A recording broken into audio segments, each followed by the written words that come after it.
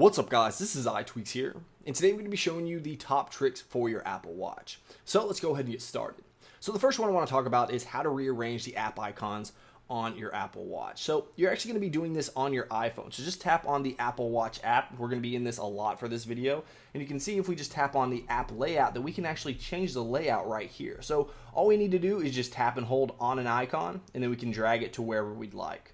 So if we wanted to rearrange these, in a more linear fashion, then we can do so just like that. So that's really all you have to do, and it syncs directly to your Apple Watch. So once you actually let that load there for a second, you can see that if we go to our home screen here,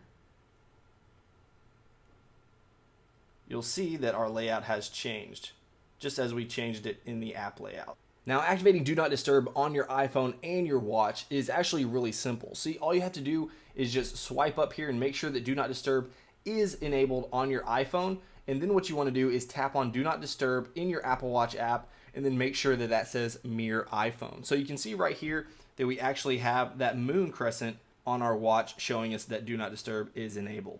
So if you guys want to adjust your text size, then you can actually do that right here within the application as well. So if we go right down here to brightness and text size, you can see that we can change the brightness of the watch, and we can also change the text size. So you can slide that all the way to the left or right, depending on if you want your text size to be bigger or smaller.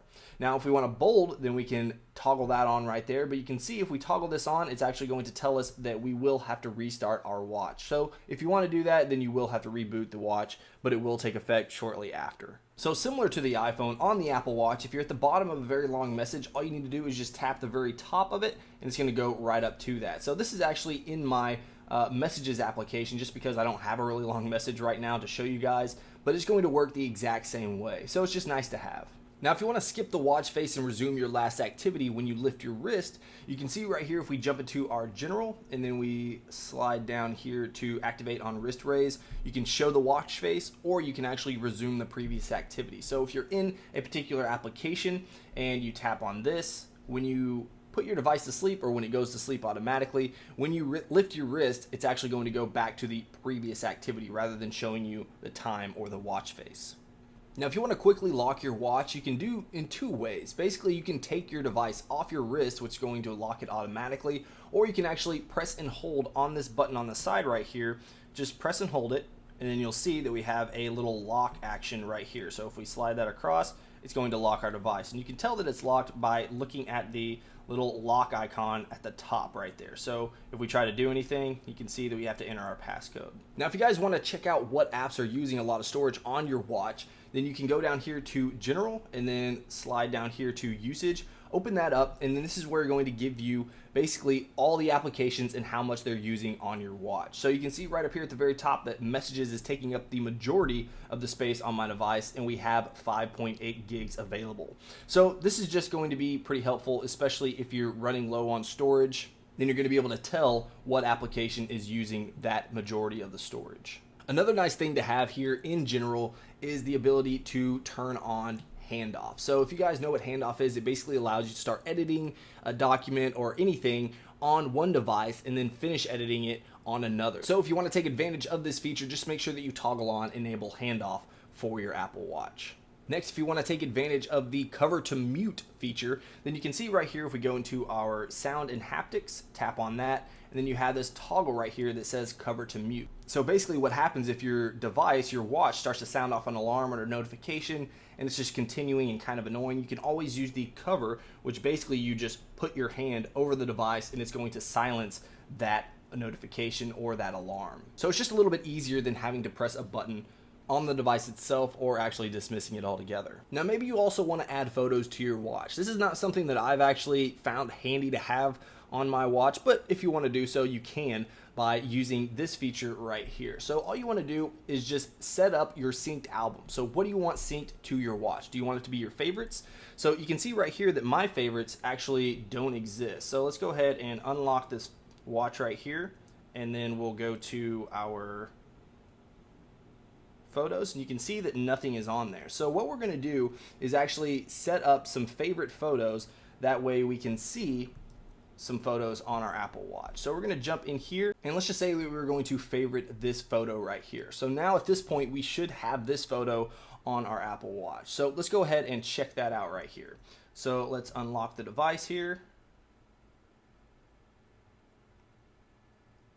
And then you can see if we scroll down to our photos, open that up, you can see that we have one photo right there, which is that one right there. So that's basically all that this does. It allows you to add photos to your Apple Watch. Now, if you want to delete an application, it's exactly the same way you would do it if you were going to do it on your iPhone. So basically, you want to get into wiggle mode just by tapping and holding. You can see that we got into wiggle mode, and then we can delete these third-party applications. So you don't have to like hit that needle point size X right there. You actually just tap on the application, and it's going to ask you, do you want to delete that particular application? So you can delete it if you want to get it off your home screen. That's all you have to do.